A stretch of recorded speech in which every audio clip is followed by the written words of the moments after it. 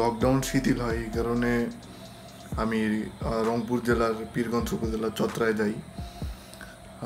চত্রায় আছে হচ্ছে আপনার নীলদরিয়া, রাজা নীলাম্বর রায়ের দুর্গ বা কাটাদুয়ারের দুর্গ। আর এই জায়গাটা আসলে অনেকেই চিনে না, এমনকি যারা রংপুরের স্থানীয় আছে তারাও অনেকে জানে না, কিন্তু বর্তমানে ইদানিং আর কি মানুষ আস্তে আস্তে জানতে শুরু করছে যে আসলে নীলদরিয়া নামে একটা জায়গা আছে বা নীলাম্বরের দুর্গ আছে রংপুর জেলার মধ্যে। আগের চাইতে বর্তমানে নীলদরিয়ার অবস্থা অনেক ভালো।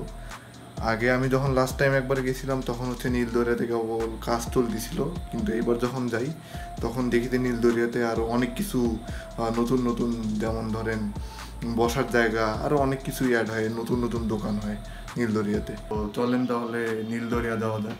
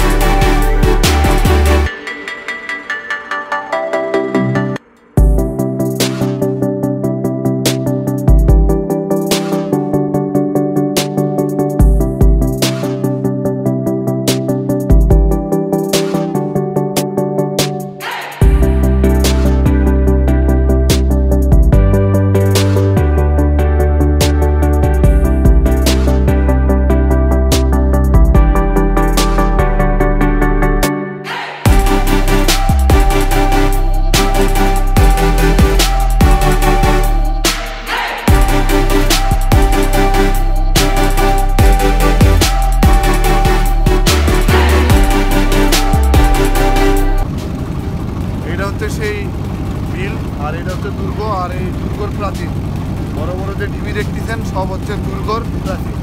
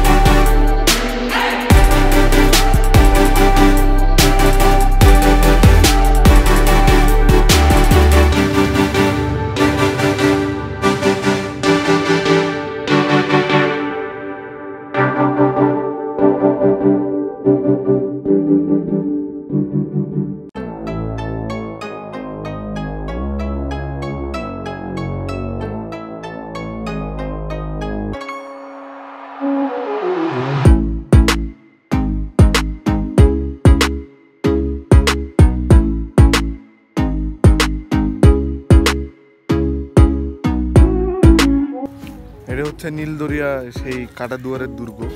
আর এই যে প্রাচীরটা দেখে, এইটা হচ্ছে প্রাচীর ছিল এই দুর্গের। এটা হচ্ছে রাজা নীলাম্বর রায়ের দুর্গ বা কাটাদুয়ারের দুর্গ।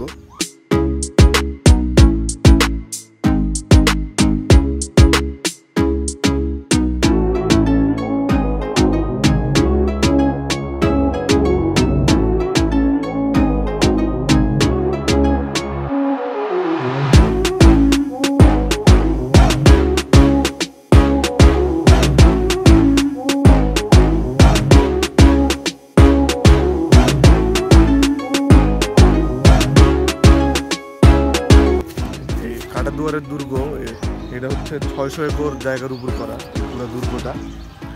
আর প্রায় 700 বছর আগে এটা হচ্ছে নীলাম্বর রায়ের মানে রাজধানী ছিল নীলাম্বর রায়ের। আর এটা হচ্ছে স্যাটেলাইট শহর ছিল 700 বছর আগে, স্যাটেলাইট শহর। আর যত গাছ আছে এইসব হচ্ছে বন বিভাগের গাছ। আর আগে এখানে জঙ্গল ছিল, আর লোকমুখে শোনা যায় জঙ্গলে নাকি বাঘও ছিল।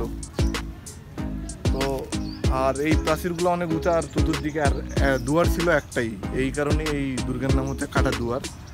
আসলে এখন কোন জায়গায় এটা আসলে আমি লোকেশনটা মানে যে গেটটা কই ছিল এটা জানি না।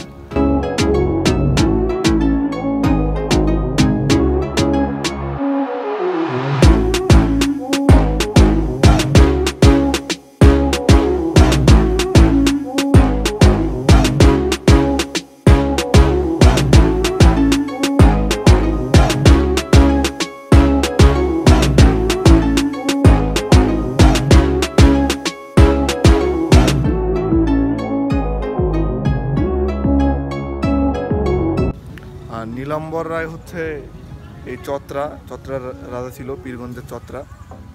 উনি ছিল লক্ষণ সেন, গৌড়ের যে রাজা, গৌড় হচ্ছে রাজধানী ছিল।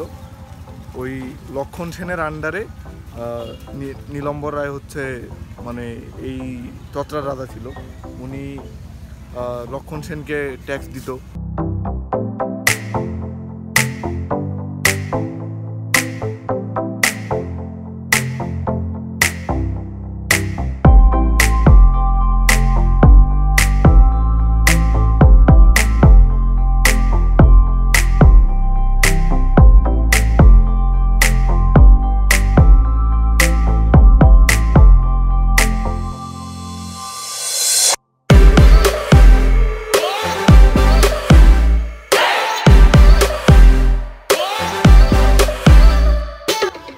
নীলাম্বর রায় এর মতো অনেক হিন্দু রাজারা মানে প্রজাদেরকে অনেক অত্যাচার করত। তারপর 17 জন পীর আউলিয়া হচ্ছে এই পাক ভারতের এই অঞ্চলে আসে। আসার পর ওনারা এখানে এই সব রাজার বিরুদ্ধে যুদ্ধ করে। তো এখানে আসে, এই চত্রায় আসে হচ্ছে শাহ ইসমাইল গাজী আলাইহিস সালাম। উনি চত্রার রাজা নীলাম্বর রায়ের সাথে একটা যুদ্ধ হয়। তো যুদ্ধে নীলাম্বর রায় মানে হেরে যায়। আর এখানে দেখতে পেয়েছি হচ্ছে শাহ ইসমাইল গাজী আলাইহিস সালামের মাজার। আর ওনার এই পীরগঞ্জে অনেক প্রায় 3টা থেকে 4টা মাজার আছে। ওনার দেহের কয়েক টুকরো করা হয়।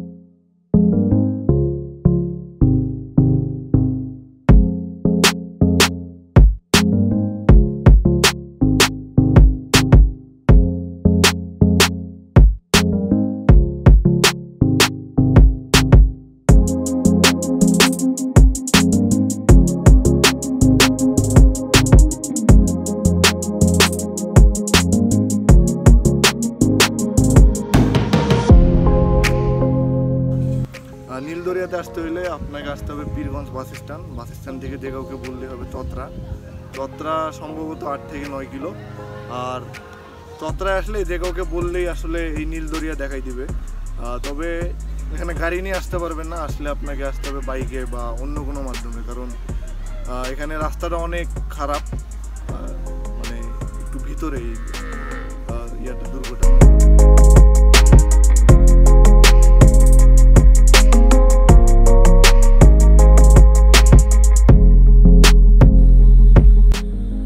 তো ভিডিওটা এখানেই শেষ। আর একটা কথা বলি, যদি ভিডিও ভালো লাগে তাহলে লাইক আর কমেন্টে জানান কেমন হলো। আর যদি ভালো না লাগে সাবস্ক্রাইব করলে করেন, না করলে নেই, দৌড় করবো না। যদি হ্যাঁ ভালো লাগলে অবশ্যই সাবস্ক্রাইব করেন। ঠিক আছে, আল্লাহ হাফেজ।